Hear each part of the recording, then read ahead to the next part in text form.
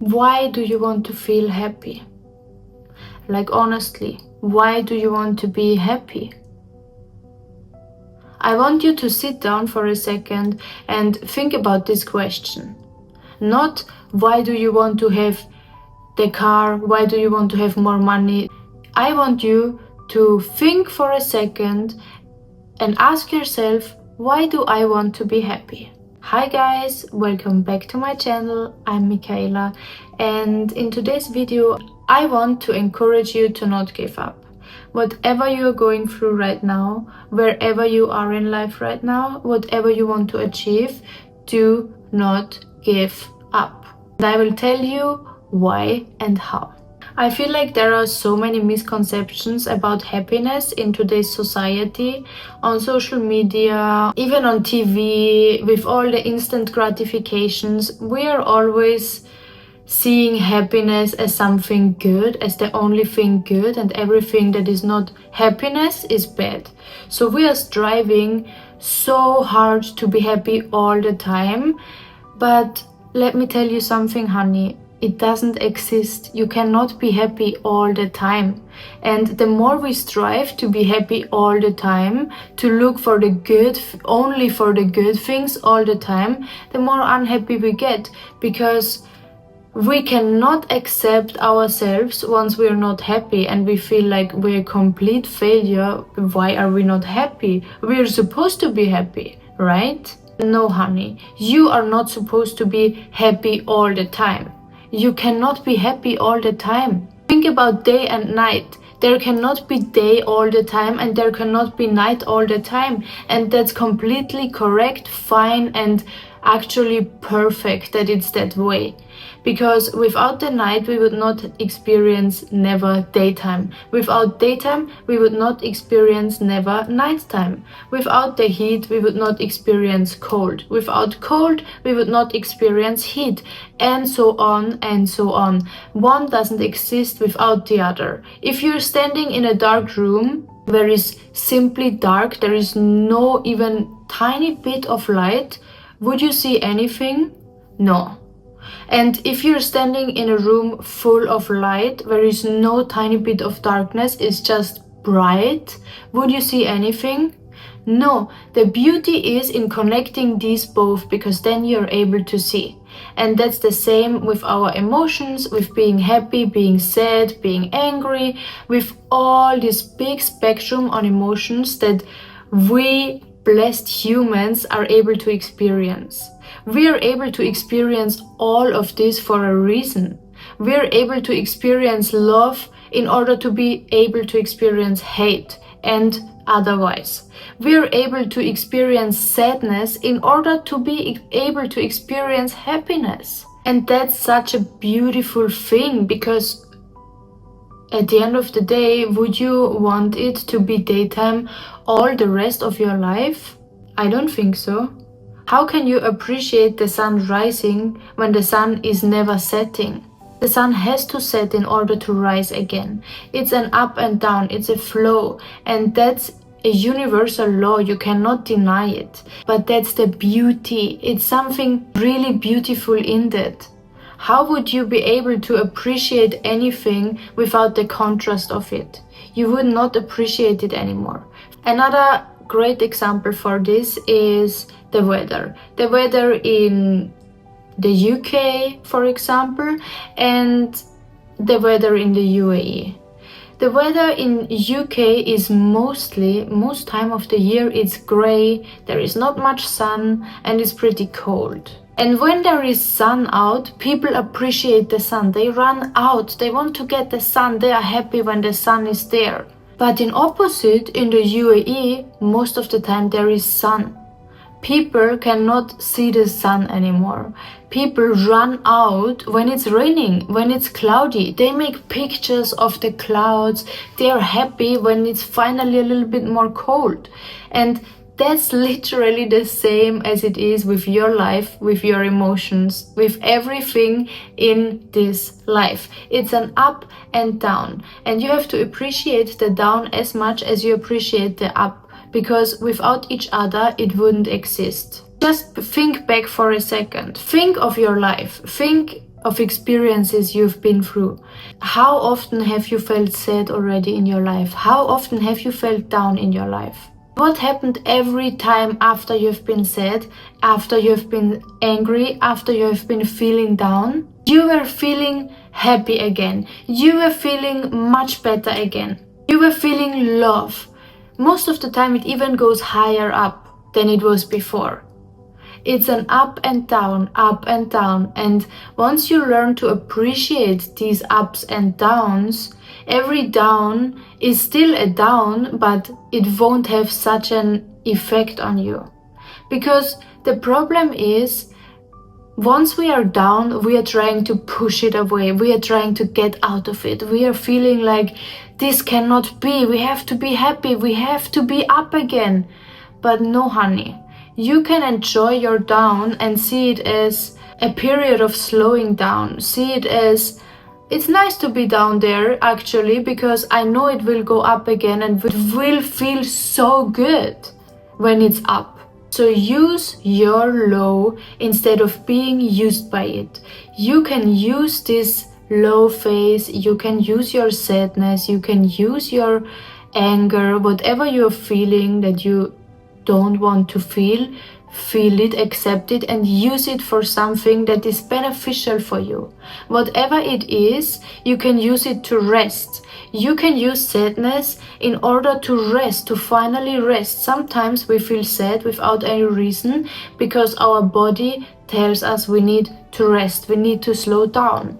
We can use our anger, for example, to create something. When we feel angry, it's a surge of energy, right? We have a lot of energy, and instead of suppressing it or letting it out in a wrong way, we can use it as fuel to do something that is beneficial for us. We can go to the gym, we can go for a run, we can go create something, we can do something with these emotions. They are here to be felt and they are here to be used for something.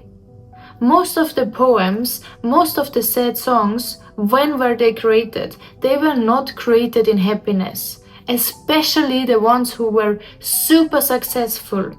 They were created in sadness. They were created with emotions of sadness, of grief, of feeling lost, of feeling all these miserable feelings, of feeling down. They were used to create something in order to then after having an up again and then feeling happy again. That's what emotions are here for. They are here for to tell us something and to push us to do something with this emotion. At the end of the day, you cannot avoid the lows, same as you cannot avoid the highs. But when you're low, the only thing you can do is try to neutralize it and escape its effects. You don't want to be so affected by it. That's why you can use it for something that is beneficial for you. And by the way, honey, who even says what is low and what is up, what is happiness and what is sadness? Who defines that? It's different for each one of us. You define your own happiness, you define your own rules in life, you define your own standards for beauty, for how life should be, for success, for everything in life. You are your standard. There are no standards out there that you have to follow. There are no standards in life. There is no written book that you have to follow. Your life is your own book and you can write it as you want it to be. You can create your standards how they are beneficial for you and not to control you and to make you feel worse. You can accept your lows and still appreciate what you have. If you're always looking at others and you're thinking their grass is greener than yours, you are wrong, honey. Nobody else's grass is greener than yours. You just have to water your grass. You have to take care of your grass. You have to know and appreciate you have grass. It's there. And guess what, honey? While you are looking over the fence to someone else's garden to appreciate their grass, someone else is looking over their fence and appreciating your grass. Nobody else sets the bar for your life but you, and only you. I want you to stop making yourself feel worse just because you're not feeling your best, just because you're not where you want to be, just because you are not where other people are. It's pointless to compare yourself to others or to a life that is not yours. Your journey is only yours, and no one else's journey would ever align with your vision, with your dreams, with your thoughts, with whatever you are creating. So again, there is nothing wrong with being happy, but there is also nothing wrong with being sad.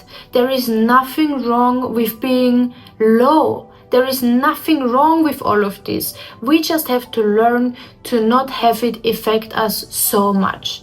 Because if we are drowning ourselves even more in misery because we are not there yet, because we are not happy now, because we are feeling low, then we just continue to feel low. We cannot go up because we are trying to avoid our lows. We are trying to avoid our sadness. We are trying to avoid things that cannot be avoided. Once you learn to appreciate, to accept it and see it as what they are, the beginning of a new phase, it's fine. Then we finally can do something with it. We finally can appreciate it. We finally can see it actually as a blessing. Every moment that seems so bad, every situation, every experience that seems like we could never move on from this is actually a blessing once we accept it and see it as a blessing.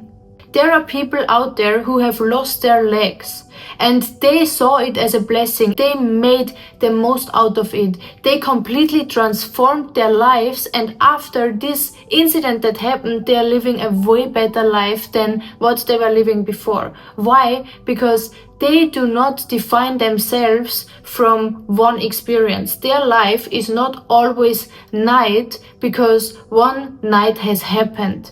And I want you to see it the same way. Whatever bad happens, it's not forever. Whatever happens, whatever you're experiencing is temporary and it's a phase. And a phase is there to teach you something or to push you to do something differently. And another amazing example are breakups. Breakups are so painful. You are losing someone, right?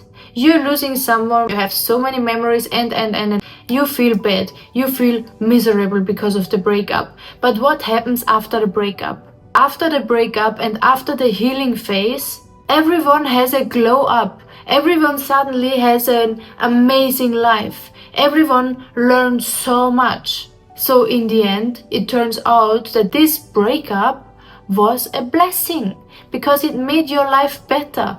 But only for the ones who went through the healing phase and saw it as a phase and said at some point to themselves, it's okay to feel sad, it's okay to have all these feelings right now, it's okay to have lost this person, and then they're starting to move on. They're starting to not push away the feelings, they're starting to first feel the feelings, and then they know this is a phase and the phase has an end. It's a beginning and an end, and it's the start of an upward trend. Or take people who lost their job. They think this is the worst that could have happened in life. At the beginning, most of the time, I hear things like, I cannot live without this job, I will never make money again, and they are in a low. They feel down, right? But what happens after? After they feel down, after they accepted the situation as it is and saw it as fuel to do something. Some of them, they created their own business and they are successful business owners. Or they made their hobby as their job. Whatever it is, always after those periods, good things are happening. But you have to let it happen. You have to say it's okay to feel bad, it's okay to feel sad, it's okay whatever I feel right now, and then look at it as a blessing. What can I do with this moment, with this situation, in order to not let it affect me, to not let it use me, but to use it for my own benefit. I hope this could help. I hope this could motivate you to not give up with whatever you're going through right now. And I thank you so much for watching. I will see you in my next video. I love you so much. Bye bye.